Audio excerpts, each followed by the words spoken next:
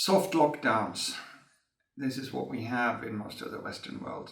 I will explain why that is and what you can do. It's no longer a good idea to get infected early. You will not get very good health care. The longer this pandemic lasts, the more likely it is that we have more cures and medicines. Healthcare will be expanded. It's a good idea to avoid getting infected. The Chinese managed hard lockdown and stopped the virus. So why do I call what we are doing soft? Well, there are too many places where you can get infected. Let's start with the supermarket. The supermarket, you go there, you breathe the same air as other people, strangers. They might be infectious. And you touch everything you put in your basket and a few more items that you put back. Each one of these items might have recently been touched by someone else. And then you go to the cashier, unless you have self-checkout, and you stand in a queue.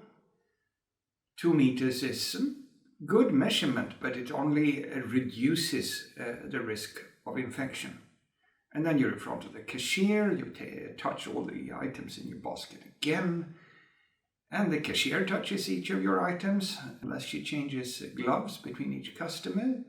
You get potentially a virus from the previous 10, 20 customers that you had touched their stuff.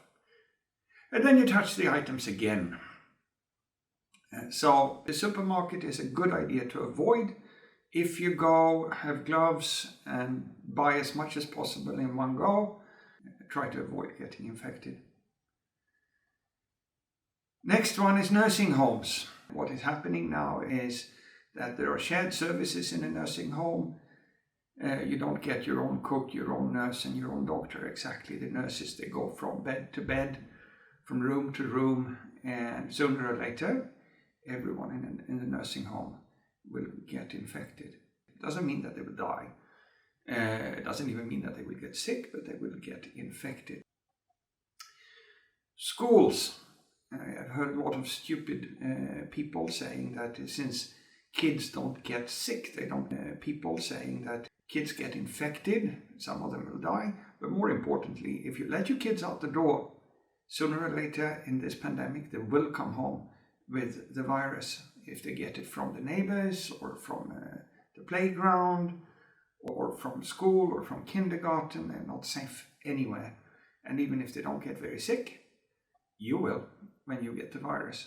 So with all of these really dangerous stuff, you can see that stopping just half of that is just going to slow the virus down. The numbers from Italy is that this growth rate went from 20%, which is extraordinarily fast, to 12%, which is extraordinarily fast that as well. The infection is not going to stop spreading in any country that has more than a couple of hundred cases unless we do a hard lockdown. It's not too late, but there seems to be very little political willingness for enforcing a hard lockdown.